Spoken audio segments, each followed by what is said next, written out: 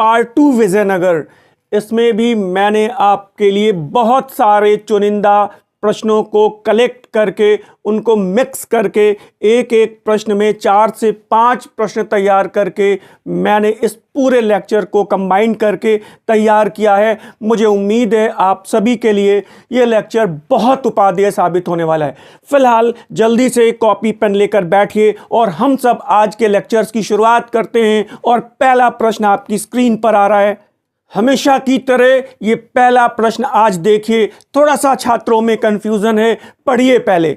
विजयनगर की सेना में मुस्लिम सैनिकों की भर्ती करने वाला विजयनगर का शासक जिसने इस भर्ती को प्रारंभ किया, मुस्लिम सैनिकों की भर्ती सर्वप्रथम किस शासक ने प्रारंभ की? ऑप्शन हैं हरिहर बुक्का, कृष्णदेवराय, देवराय द्वितीय या फिर देवराय प्रथम। और आई थिंक आपको जवाब पता है, रिप्लाई करिए ताकि मैं समझ सकूं कहां पे कंफ्यूजन की स्थिति है। और ये ध्यान रखिएगा, और यहां पर सही जवाब है देवराय प्रथम। ध्यान रखिएगा, सही जवाब है देवराय प्रथम। कभी भी देवराय द्वितीय को मत चुनिएगा। यहां पे बात आ रही है सर्वप्रथम और यहां पे बात आ रही है प्रारंभ की, तो सही जवाब है देवराय प्रथम। कभी भी देवराय द्वितीय को मत चुनिएगा। देवराय द्वितीय से जुड़ा हुआ प्रश्न कौन सा है वो भी मैं आपको डिस्कस कर देता हूं। प्रश्न संख्या 2, जिसको लेकर हमेशा आप कंफ्यूजन की स्थिति में हैं, दोनों प्रश्नों को मैंने साथ में लगा दिया है। अब इस प्रश्न का नेचर पढ़िए। विजयनगर के उस शासक का नाम क्या था जिसने अपनी सेना में मुसलमानों की भर्ती की? इसने भी मुसलमानों की भर्ती की, देवराय प्रथम ने प्रारंभ की, उन्हें भूमि अनुदान भी प्रदान किए, ये बात ध्यान रखिएगा। उनके लिए मस्जिदों का निर्माण करवाया, ये बात भी ध्यान रखिएगा। कई प्रश्न हैं। कुरान की प्रति अपने सिंहासन के सम्मुख रखी, जिससे कि मुसलमान कुरान के प्रति अपना सम्मान प्रकट कर सकें। और मुझे बताने की ज़रूरत नहीं है, अब यहाँ पे जवाब है देवराय द्वितीय। इस बात को बहुत अच्छे से ध्यान रखिएगा कि उसने मुसलमानों की भर्ती तो की, या फिर यह भी हो सकता है कि व्यापक पैमाने पर, यह ध्यान रखिएगा, व्यापक पैमाने पर, यह बड़ी बात है, भर्ती की। उन्हें भूमि अनुदान दिए, मुसलमानों को भूमि अनुदान भी दिए उसने, ये बड़ी बात है। फिर देखिए, मस्जिदों का निर्माण करवाया, इसमें कई प्रश्न हैं भाई। और कुरान की प्रति अपने सिंहासन के सम्मुख रखी, और जवाब है देवराय द्वितीय। कतई कंफ्यूजन की ज़रूरत नहीं है। प्रारंभ करने वाला देवराय प्रथम, व्यापक पैमाने पर भर्ती करने वाला देवराय द्वितीय। मुसलमान शब्द यूज़ हो या फिर धनुर्धर शब्द यूज़ हो या फिर तुर्की धनुर्धर शब्द यूज़ हो, जो भी यूज़ हो, ध्यान रखिएगा, कंफ्यूज मत होइएगा। प्रारंभ करने वाला देवराय प्रथम, उसको व्यापक पैमाने पर इस्टेब्लिश करने वाला, कुरान, मस्जिद, भूमि अनुदान मुसलमानों के लिए, देवराय द्वितीय। व्यापक पैमाने पर भर्ती, देवराय द्वितीय। तीसरा प्रश्न देखिए। तीसरा प्रश्न आपकी स्क्रीन पर आ चुका है, सिक्कों से पूछा गया है, पढ़ के देखिए। विजयनगर के किस शासक के स्वर्ण सिक्कों पर लक्ष्मी नारायण का अंकन है? भगवान लक्ष्मी नारायण का अंकन किसके सिक्कों पर है? 4 ऑप्शन हैं, कृष्णदेवराय, सदाशिवराय, देवराय प्रथम और मल्लिकार्जुन। मुझे बताइए, दिक्कत ना हो, और पढ़ा सभी ने है, रिकॉल कर पाने में थोड़ी सी दिक्कत होती है। और यहाँ पे सही जवाब है सदाशिवराय। सदाशिवराय, लक्ष्मी नारायण का चित्रांकन, ये बात सदाशिवराय के सिक्कों पर है। क्लियर हो रही है बात? डाउट तो नहीं है? बहुत सारे सिक्के हैं, सिक्कों से जुड़े हुए प्रश्न भी आपको अभी आगे मिलेंगे, आगे आगे कई लेक्चर्स में मिलेंगे। अगले प्रश्न को देख लीजिए। क्वेश्चन नंबर 4, ये भी देखिए, उपाधियों से संबंधित है। विजयनगर के किस शासक को इंद्र का अवतार कहा गया है? इंद्र की उपाधि दी गई है, और ऑप्शंस आपके पास हैं, हरिहर, देवराय प्रथम, कृष्णदेवराय या देवराय द्वितीय। सही है? मुझे बताइए, कृष्णदेवराय या देवराय द्वितीय? चलिए यहीं पर देखिए, इंद्र का अवतार, तो सही जवाब है देवराय द्वितीय। ध्यान रखिएगा, कृष्णदेवराय को कतई मत लगा दीजिएगा, गलती हो जाएगी, ठीक है। और मैंने अभी, अगर आपने मेरा पिछला लेक्चर देखा हो तो मैंने वहाँ पर आपसे चर्चा की थी कि देवराय द्वितीय को गज बेतेकर भी कहा गया है। ये सारे प्रश्न आए हैं भाई, ठीक है ना। और आप याद रखिए, बाकी ईश्वर की मर्जी पर छोड़ दीजिए। लेकिन इन प्रश्नों को आप कृपया गलत ना करिएगा, बार बार कह रहा हूं, बार बार कह रहा हूं, ठीक है ना। आपको गलतियां नहीं करनी है। तो इंद्र का अवतार और गज बेतेकर क्लियर, और हैं वो देवराय द्वितीय। अभी हम कृष्णदेव राय की उपाधियों पर भी बात करेंगे। अगले प्रश्न को देखिए। अगले प्रश्न पर जाऊं, इस सूचना को आप पहले स्क्रीनशॉट ले लीजिए। प्राचीन भारत में बिंदुसार, पहले ये ध्यान रखिएगा, अभी देवराय द्वितीय को आप कह रहे हैं इंद्र का अवतार कहा गया, उसकी उपाधि है इंद्र का अवतार। बिंदुसार को अमित्रघात कहा गया है, अमित्रघात कहा गया है। और ये प्रश्न भी आया है कि किस मौर्य शासक की तुलना इंद्र के साथ की गई है। तो ध्यान दीजिएगा, वो है बिंदुसार की तुलना इंद्र से की गई है। ध्यान रखिएगा, मौर्य शासक है वो बिंदुसार, जिसकी तुलना इंद्र से की गई है। और फिर देखिएगा, गुप्त शासक चंद्रगुप्त द्वितीय की उपाधि देवराज है, ये भी ध्यान रखिएगा, अर्थात उसे भी इंद्र के तुल्य बताया गया है। अगला प्रश्न आप देखिए, इसमें भी 2-3 प्रश्न मिक्सअप हैं। अब्दुल रज्जाक नामक फारसी यात्री, तो इसका मतलब अब्दुल रज्जाक कहाँ से आया था? फारस से आया था। पहला प्रश्न ये पूछा गया है कि अब्दुल रज्जाक कहाँ से आया, तो फ्रॉम फारसी यात्री। मिर्जा शाहरुख के राजदूत के रूप में आपसे ये प्रश्न भी पूछा गया है कि उसको राजदूत के रूप में किसने भेजा था? मिर्जा शाहरुख ने भेजा था। फिर अगला प्रश्न है विजयनगर की यात्रा की, और वहाँ प्रवास किस शासक के शासनकाल में किया? तो अब्दुल रज्जाक। डिस्कशन है, 4 प्रश्न हैं।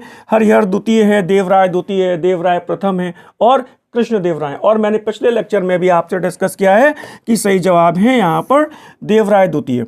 तो अब आप जरा ध्यान से देखिएगा, इस प्रश्न में कितने सारे प्रश्न शामिल हो रहे हैं। मिर्जा शाहरुख ने भेजा था उसे, कहाँ से आया था? फारस से आया था, राजदूत के रूप में आया था, और किसके दरबार में आया था? तो वो है देवराय द्वितीय के काल में आया था। क्लियर हुआ? कृष्णदेव राय के काल में कौन आया था? बार बार बता रहा हूँ, पिछले लेक्चर्स में भी बताया है, और उसका नाम है डोमिंगो पायस। याद रखिएगा ये प्रश्न भी। तो इसमें देखिए, इसी प्रश्न में 6-7 प्रश्न आपको मिल रहे हैं। देवराय प्रथम के काल में कौन आया था? तो इट वॉज निकोली कोंटी, है ना? ठीक लग रहा है? बढ़िया चल रहा है सब कुछ? कर पा रहे हैं आप? अगले प्रश्न को देखिए। अगला क्वेश्चन आप देख सकते हैं, अष्टदिग्गज का सबसे महान कवि।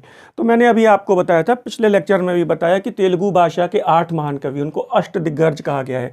उनका संबंध कहाँ से? विजयनगर साम्राज्य से। किस शासक से है? कृष्णदेव राय से है। क्लियर हो रही है बातें? तो वो कह रहा है कि अपना ग्रंथ मनुचरितम, जो पेदन्ना है, अपना ग्रंथ मनुचरितम किस शासक को समर्पित किया है? 4 ऑप्शन है, देवराय द्वितीय है, हरिहर द्वितीय है, कृष्णदेव राय है और अच्युत देव राय है। प्रश्न आप देख लीजिए और मुझे बताइए, जवाब दे पाएंगे? और जवाब है कृष्णदेव राय। ठीक है, कृष्णदेव राय सही जवाब है। पेदन्ना, मनुचरितम और कृष्णदेव राय को समर्पित है। 8-9 प्रश्न मिल रहे हैं। अष्टदिग्गज का संबंध विजयनगर साम्राज्य से है। एक अष्टदिग्गज तेलुगु भाषा के 8 महान कवि किसके दरबार में थे? कृष्णदेव राय। अष्टदिग्गज में सबसे महान कौन था? अल्लासानी पेदन्ना। अल्लासानी पेदन्ना की रचना कौन सी है? मनुचरितम। मनुचरितम किसको समर्पित है? कृष्णदेव राय। क्लियर हो रहा है? आगे बढ़ें, अगले प्रश्न पे जाइए। क्वेश्चन नंबर 7 आपकी स्क्रीन पे आ चुका है। बहुत इंपॉर्टेंट प्रश्न है, राक्षसी टांगड़ी का युद्ध। आप ध्यान रखिएगा, 1565 ईस्वी में विजयनगर के किस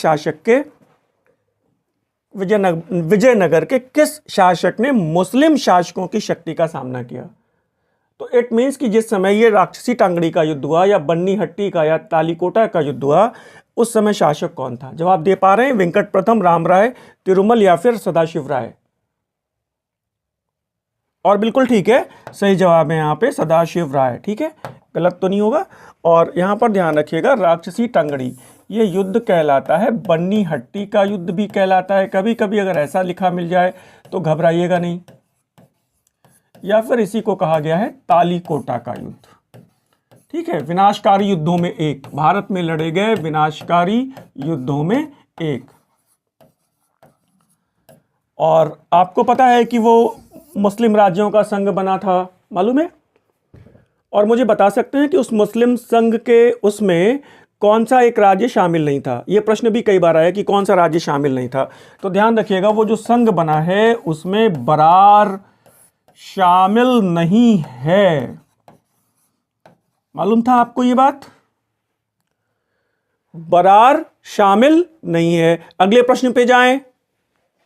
क्या बात है, एकदम संयोग। देखिए अगला ही प्रश्न वो है, पूछा गया है कि निम्नलिखित में से कौन सा राज्य उस संघ में शामिल नहीं था जिसमें तालीकोटा की लड़ाई 1565 में विजयनगर साम्राज्य को कुचल डाला। और मैंने अभी आपको जवाब बता ही दिया है, तो बहुत परेशान होने की जरूरत नहीं है। तो इसमें सही जवाब हो गया बरार। बरार शामिल नहीं है ना? शामिल नहीं था, ये लिखा हुआ है, शामिल नहीं था, तो बरार शामिल नहीं है। तो अब यह है कि वो 4 राज्यों का संघ था, तो उसमें एक और है, आपको पता है बीदर भी है। क्लियर हो रहा है? बीदर शामिल है लेकिन बरार शामिल नहीं है। क्लियर? आगे बढ़ूं। अलग अलग समय पर पूछे गए विभिन्न प्रश्नों को मैंने शामिल करके 10-12 प्रश्नों को अलग अलग तरह से नेचर से पूछे गए हैं, मैच दी फॉलोइंग में कंबाइन कर दिया है। ठीक है, मैच दी फॉलोइंग का प्रश्न है और इसमें आपको मैं बहुत कंफ्यूज होने की स्थिति में नहीं छोड़ना चाहता हूं। कृष्णदेव राय की रचना है आमुक्तमाल्यद। ठीक है, तो कृष्णदेव राय के सामने आप डालिए 1। अल्लाह सानी पेदन्ना की रचना है, अभी आपने शामिल किया है प्रश्न को, मनुचरितम 2। गंगा देवी की रचना है मदुरई विजयम। पिंगली सुरन्ना की रचना है राघव पांडवियम। तेनाली रामाकृष्णा की रचना है पांडुरंग महामात्यमु। ये प्रश्न सिंगल लाइनर प्रश्न के तौर पे कई परीक्षाओं में अलग अलग समय पर पूछे गए हैं। मैंने इन प्रश्नों को कंबाइन कर दिया है और जानबूझकर विकल्प भी सामने ही सामने रखे हैं ताकि आपको याद करने में दिक्कत ना हो। ये काम ठीक किया है मैंने, बहुत सही। और अब आप विकल्प देख लीजिए 1 2 3 4 5। विकल्प आपके सामने हैं 1 2 3 4 5। तदनुसार सी वाला विकल्प एकदम ठीक रख रहा है। और कृपया जितने प्रश्न मैंने डिस्कस किए हैं इनको बहुत अच्छे से, बहुत सलीके से कंठस्थ करिएगा। परीक्षोपयोगी जानकारियां हमें पढ़नी है। बात समझ में आ रही? विद्वान नहीं बनना है, आपको केवल उतना ही पढ़ना है जितना परीक्षोपयोगी दृष्टिकोण से आवश्यक है। बाकी जीवन पड़ा है, बहुत कुछ पढ़िएगा। अगले प्रश्न को देखिए। मैं अगले प्रश्न की तरफ जाऊं, यह सूचना आप स्क्रीनशॉट लीजिए। कृष्णदेव राय के द्वारा रचित ग्रंथ आमुक्तमाल्यद। पहली बात तो यह देखिए, बहुत इंपॉर्टेंट है, अथवा इसी ग्रंथ को कहा गया है विष्णु चित्तीय।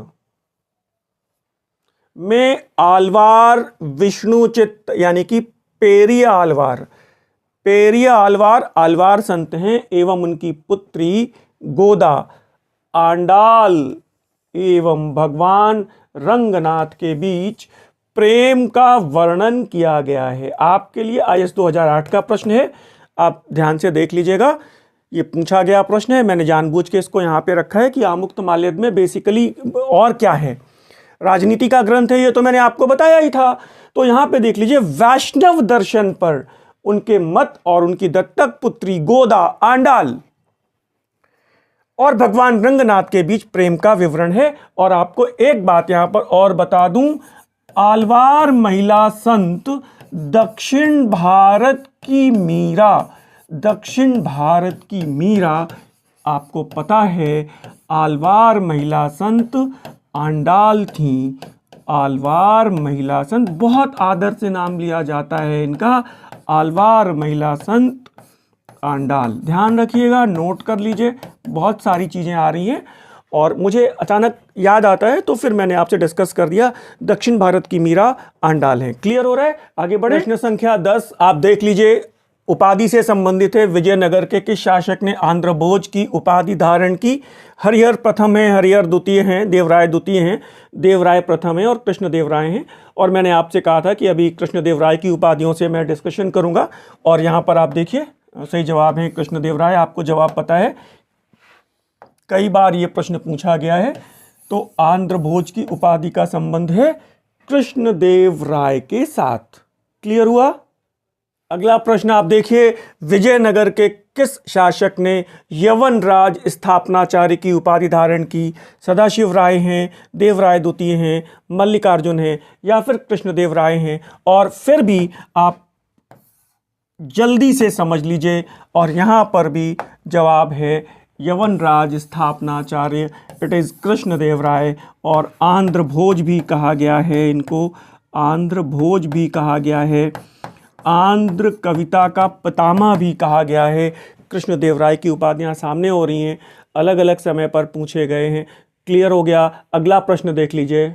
और हमेशा की तरह आज की टेस्ट सीरीज का 12वां और अंतिम प्रश्न, विजयनगर में केंद्रीय भू राजस्व विभाग को क्या कहा गया है? विजयनगर में केंद्रीय भू राजस्व विभाग को किस नाम से जाना जाता था?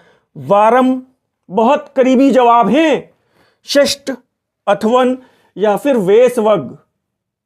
इसमें भी कई प्रश्न हैं और मुझे लग रहा है लगभग आज भी 60-65 प्रश्न हो गए। जवाब दीजिए। केंद्रीय भू राजस्व विभाग, तो यह है अथवन, ध्यान दीजिएगा, यह है अथवन।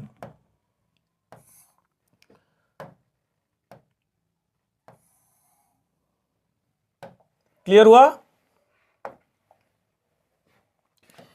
केंद्रीय भू राजस्व विभाग क्या कहलाता है? और ये है अथवन। यूपीएससी में भी आया है कई बार, असिस्टेंट प्रोफेसर में भी कई बार आया है ये प्रश्न। और अब इतना कॉमन है ये प्रश्न, पीजीटी और टीजीटी में भी आ सकता है। तब ये प्रश्न ऐसे भी आ सकता है यहां पर, शिष्ट क्या है, वारम क्या है, वेसवग क्या है? वेसवग क्या है बताइए? और अभी क्लास छोड़िएगा नहीं, अभी बहुत सारी बातें डिस्कशन करनी है मुझे आपसे। वेसवग क्या है ये भी पूछा गया, शिष्ट भी पूछा गया है, वारम भी पूछा गया है।